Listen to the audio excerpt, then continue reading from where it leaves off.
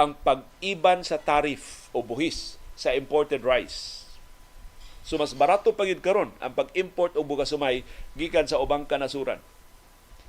Matinuod ba ang pasalig sa administrasyon nga malaslasan og 5 ngadto sa 6 pesos kada kilo ang presyo sa bugas sumay?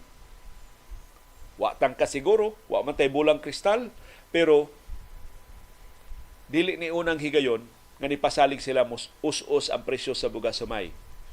Mao ni ilang pasalig sa pagpasar sa rice tarification law atol sa administrasyon ni kanhi presidente Rodrigo Duterte.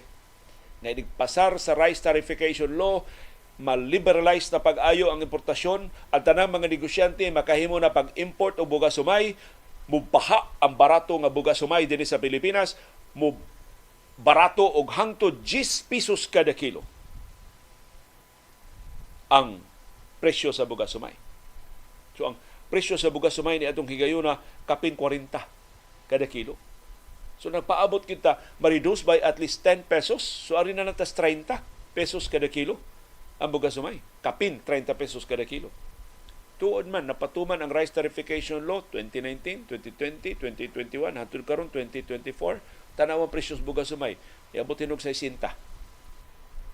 Hain man ang ipasalig nga pag us-us sa presyo sa bugas sumay.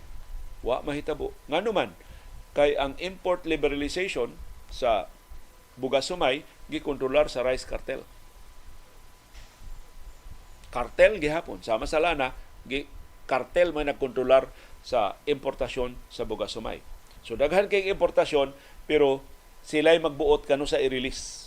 Na sila'y dagko kay mga bodega tagi-tagi og release aron nga ma-maximize ang ilang ginansya sa bugas sumay.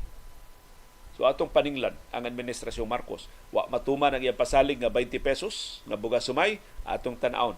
Matuman ba ning paglaslas no og 5 ngadto sa 6 pesos kada kilo sa presyo sa bugas sumay karon nga giminusa na ang tarif o ang buhis sa imported rice.